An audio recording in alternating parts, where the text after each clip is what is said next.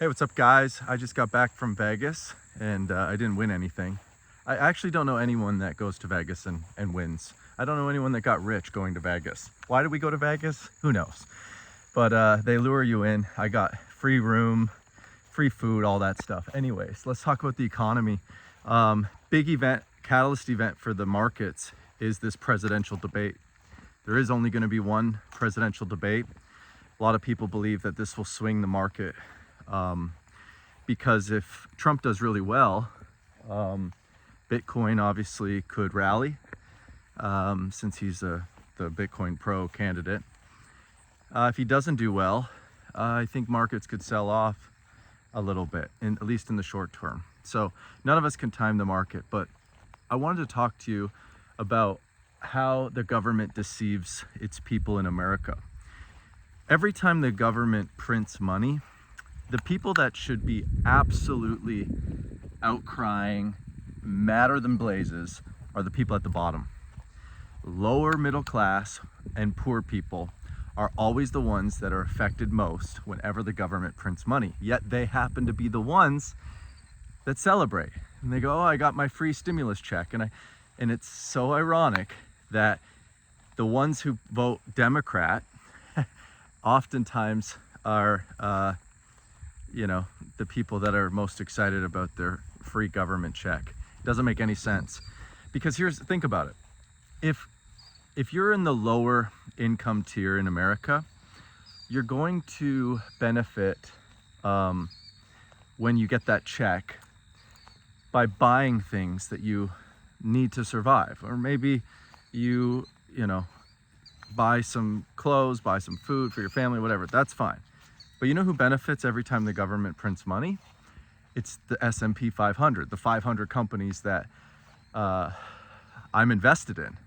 So guys like me don't mind when the government prints money because it doesn't really affect me.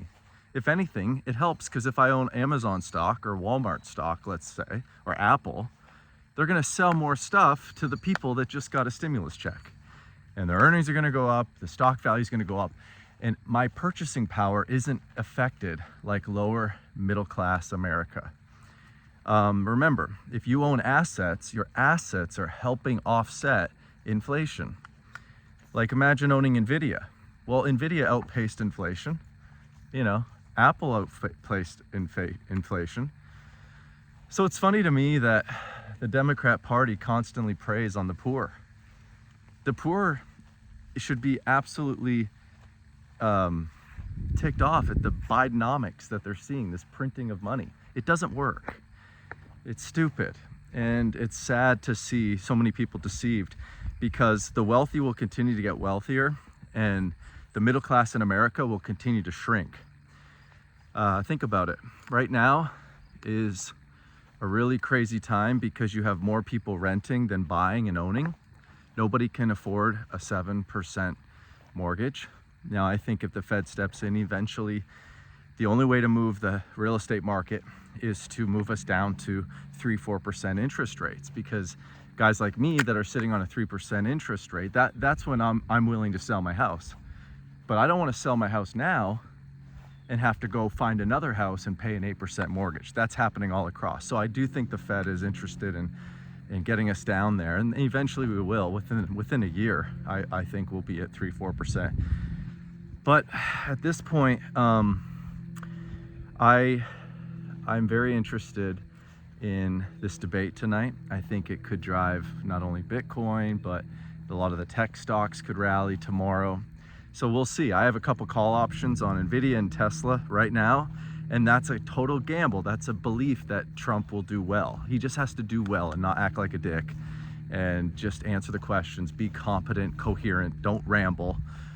And try not to let her get under his skin, act presidential, act like you have this in the bag. But, we are talking about Donald Trump, and he doesn't seem to listen to anyone's advice. Horrible candidate, does a pretty good job as president. Not the best person, has great policies. If you didn't watch that Elon clip, I posted an Elon clip yesterday. He got interviewed at the All In Summit, which is one of my favorite podcasts. You should download it right now, All In Summit. Listen to billionaires have civil discourse, disagreement, and talk at a high intellectual level. It's amazing. Well, Elon got invited to their conference. Each ticket's like $7,500 to go. Well, what he said was unbelievable. And he's really serious about, if Trump gets in, taking on a position called the Department of Government Efficiency. He's basically going to go in and slash a ton of government spending. And the people that will benefit from that will be lower to middle class. It's going to be amazing. Reagan did this in the 80s, and it had a massive impact.